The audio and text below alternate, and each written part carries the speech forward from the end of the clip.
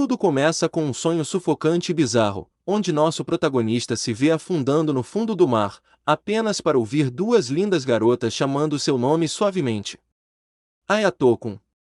Elas estendem as mãos como se quisessem salvá-lo do afogamento. Mas, no momento em que ele as agarra, elas o puxam ainda mais para baixo, rindo ameaçadoramente, provando que seu amor intenso é mais alto que uma montanha e mais profundo que o oceano. Acordando sobressaltado, suando frio e com um grito de terror, Ayato Deamoto percebe que são apenas 10h30 da manhã e tenta se livrar do terrível pesadelo cumprimentando calorosamente uma fotografia moldurada de seus falecidos pais.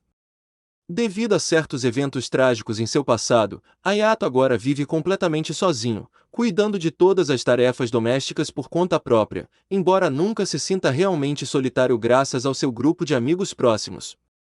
Enquanto aspira o pó, seu telefone vibra com mensagens de seu amigo Kaido, que o ameaça em tom de brincadeira. Se Ayato se atrasar para as compras hoje, ele será obrigado a pagar o almoço dele na escola. Com um sorriso de escárnio diante do desafio, Ayato sai correndo pelas ruas da cidade para se encontrar com Kaido e Suda vão comprar suprimentos para a festa de Halloween que se aproxima. Ele tenta desesperadamente justificar seu atraso alegando que teve que ajudar uma garota perdida, uma mulher grávida e um senhor idoso no caminho. Uma mentira que seus amigos percebem imediatamente. Mais tarde, enquanto passeiam por uma loja de fantasias, Kaido se distrai completamente com as roupas reveladoras das mulheres, e de repente, tem a ideia maluca de convidar algumas garotas para a festa, sugerindo especificamente as irmãs Shinju, as idols mais lindas da turma. Ayato rejeita a ideia imediatamente, chamando Kaido de louco por esquecer que as duas irmãs notoriamente desprezam homens, enquanto se lembra de repente que as garotas aterrorizantes de seu pesadelo subaquático eram, na verdade, as Shinju. Suda apoia Ayato, relembrando os rumores brutais sobre as rejeições delas. A irmã loira sorrirá friamente e fingirá nem saber o nome do rapaz, enquanto a irmã de cabelos escuros dirá com maldade para ele se olhar no espelho e nunca mais falar com ela.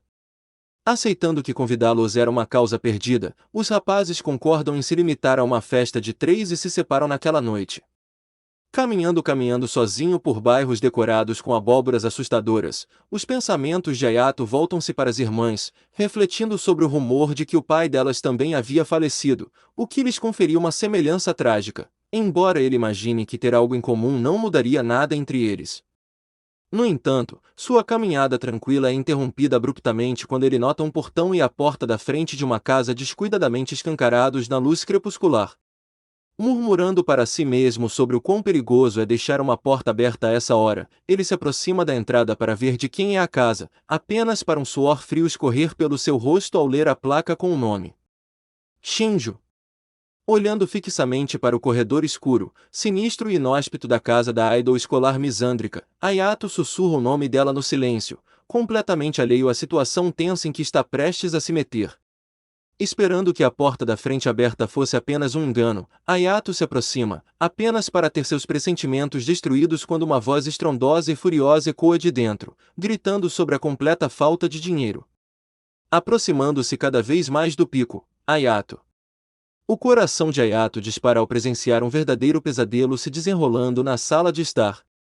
Um invasor enorme e sinistro tomou conta da casa, segurando uma faca de cozinha na garganta da mãe, que está amarrada e amordaçada no chão, enquanto força as irmãs Shinju a uma situação extremamente desconfortável, completamente nuas. Ayato está em pânico absoluto. Chamar a polícia é a coisa mais lógica a se fazer.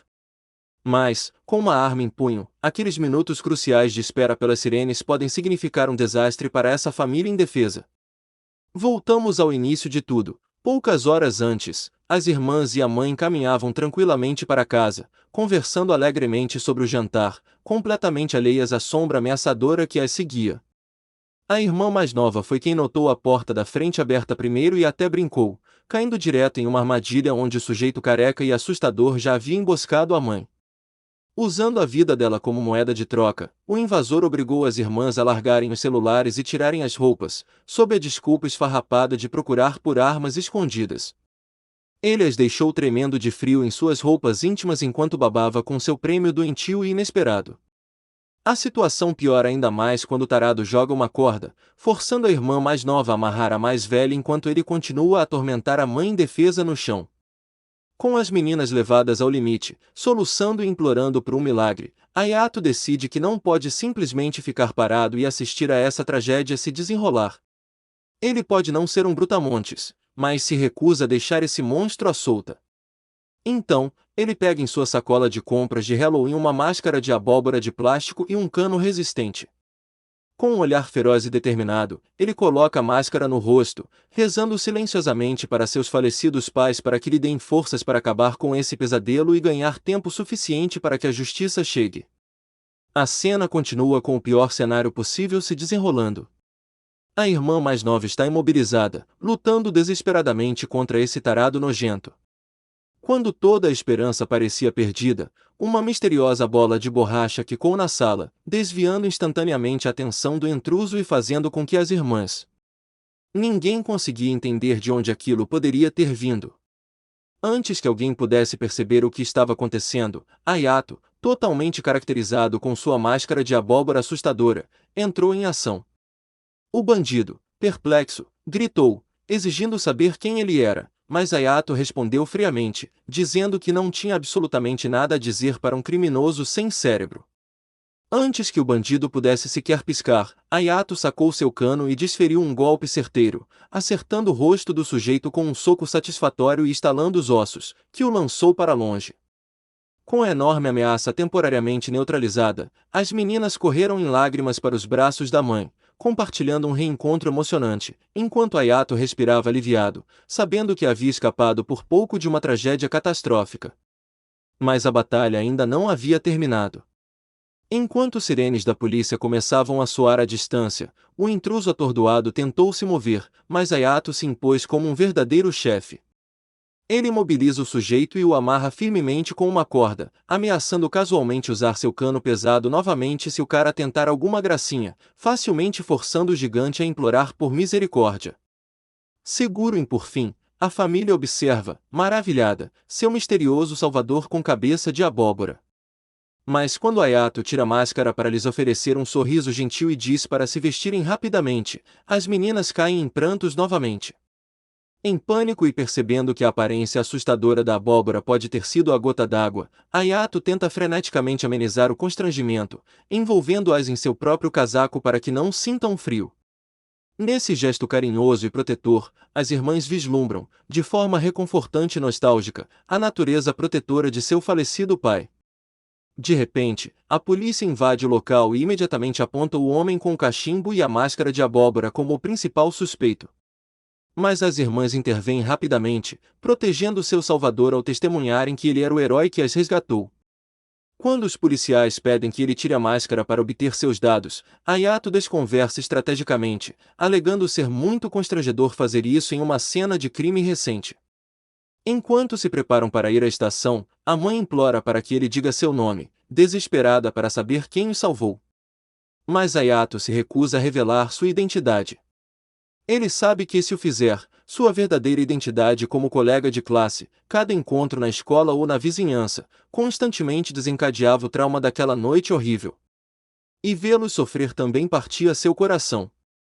Guiado pelos policiais, passando por uma multidão de vizinhos fofoqueiros, nosso herói silencioso olha para trás uma última vez, desejando em silêncio que, em vez de se obcecar com sua identidade, essa família traumatizada pudesse finalmente ter o descanso e a cura emocional que merecia. Na delegacia, Hayato leva uma bronca de um policial muito estressado que exige saber o que diabos ele estava pensando. Correndo sozinho para uma cena de crime em andamento, suando frio e segurando sua fiel máscara de plástico, Hayato abaixa a cabeça e pede desculpas por bancar o vigilante imprudente.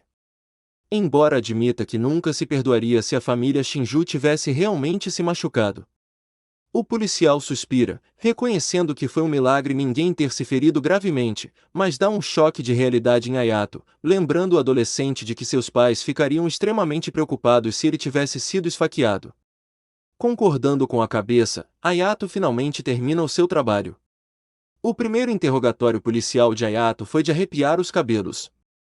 Escoltado para fora, no ar fresco da noite, nosso garoto solta um suspiro profundo que nem sabia que estava aprendendo.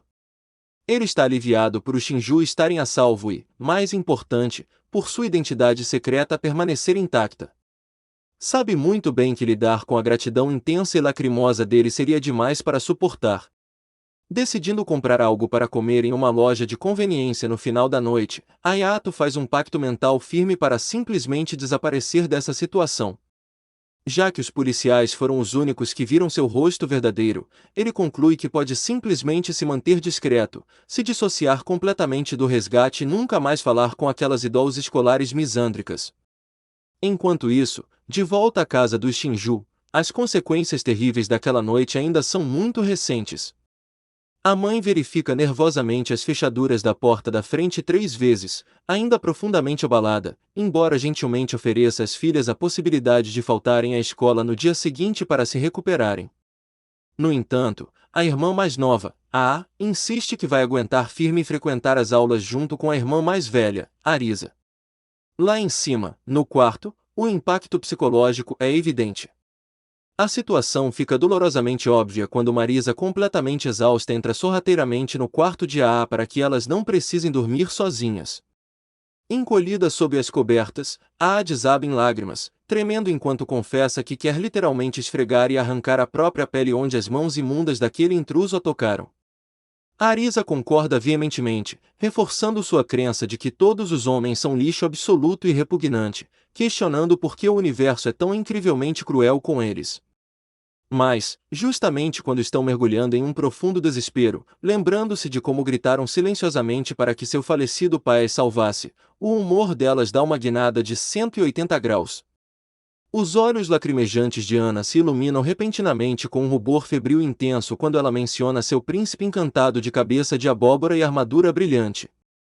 Ela admite que, embora pudesse claramente dizer que ele era um homem pela voz e porte físico quando ele a envolveu com seu casaco quente, não sentiu nem um pouco do seu habitual nojo. Arisa concorda entusiasticamente, com as próprias bochechas queimando de vergonha. Animada, A declara que precisa voltar ao normal o mais rápido possível para poder encontrar seu misterioso salvador e mostrar a ele que eles estão bem.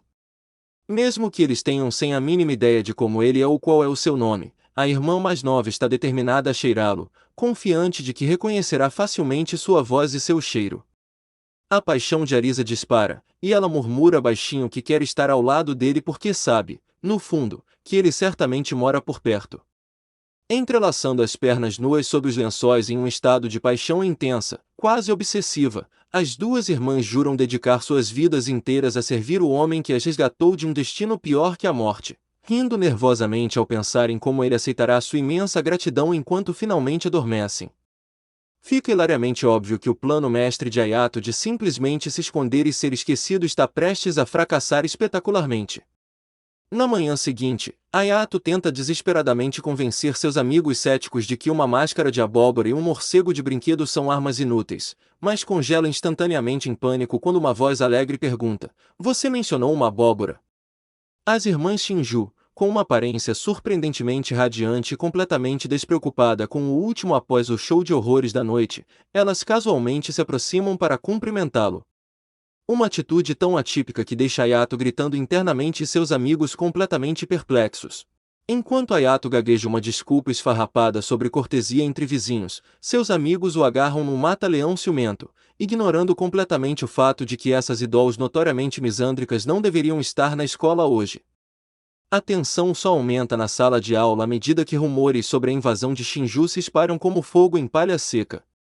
Os alunos estão fervilhando com teorias exageradas sobre ladrões armados e tentativa de assassinato, deixando Ayato suando frio enquanto a fofoca sai completamente do controle. Passando pela sala ao lado, ele vê a irmã mais nova, a tomando um suco de caixinha casualmente. E ele não consegue deixar de se maravilhar com a calma estranha que ela demonstra para alguém que sobreviveu a uma situação de reféns poucas horas antes.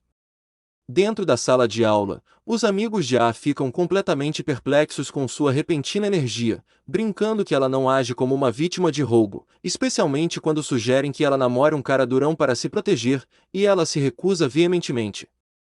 Desmaiando e esfregando as bochechas com um suspiro de êxtase, ela declara orgulhosamente que jamais sairia com alguém além de seu misterioso salvador, ignorando com confiança a lógica da amiga de que encontrar um estranho mascarado é praticamente impossível. Observá-la superar o trauma com tanta alegria faz Hayato perceber o quão determinada ela realmente é. Mas ele é abruptamente trazido de volta à realidade quando seus amigos o arrastam para o refeitório para o almoço. Infelizmente, o almoço não oferece nenhuma paz. Enquanto os boatos da escola continuam a espalhar teorias mirabolantes sobre as irmãs, Hayato é pego completamente de surpresa quando Ai e Arisa se sentam de repente bem em frente a ele e sua turma em uma mesa apertada do refeitório. Seus amigos ficam absolutamente paralisados de medo pela mera presença das idols inacessíveis. E até mesmo Hayato acha impossível engolir a comida quando percebe que Arisa o encara com um olhar incrivelmente intenso e fixo. Tentando desesperadamente racionalizar a situação, ele se convence de que ela estava apenas mudando de posição e que a escolha dos assentos foi uma mera coincidência, lembrando-se de para não deixar seu ego inflar. Mas do outro lado da mesa, as irmãs estão completamente absortas em seu próprio mundo.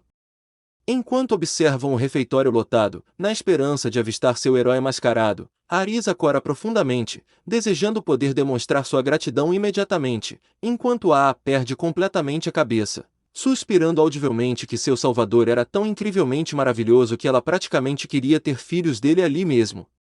Incapaz de lidar com a aura sufocante das irmãs Shinju em sua mesa de almoço, um Hayato completamente sobrecarregado de repente bate sua tigela na mesa e sai correndo do refeitório, deixando seus amigos Kai e Sa sem apetite e reclamando da presença intensa da garota. Caminhando pelos corredores da escola, Hayato ouve um grupo de colegas fofocando e se perguntando que tipo de homem lendário poderia conquistar os corações das idols mais inacessíveis da escola, o que leva Hayato a comentar ironicamente que não consegue nem imaginar um cara assim, completamente alheio ao seu próprio status de ser exatamente esse homem. De repente, uma colega loira e corajosa se aproxima de Arisa no corredor, pedindo um momento a sós, e a fofoca da escola começa. A notícia se espalha imediatamente quando um novo e confiante pretendente aparece para se declarar para a ídolo escolar mais misândrica de todas. Incapaz de controlar sua ansiedade, Hayato grita a clássica desculpa, preciso fazer cocô, para seus amigos antes de segui-los secretamente até a escada, admitindo para si mesmo que, embora seja incrivelmente intrometido, ele está genuinamente preocupado com Arisa depois do assalto traumático de ontem. Espiando pela porta, Hayato observa a declaração de amor. Mas seu cérebro entra em curto-circuito quando Arisa o rejeita friamente, corando ao revelar que já tem alguém especial em seu coração.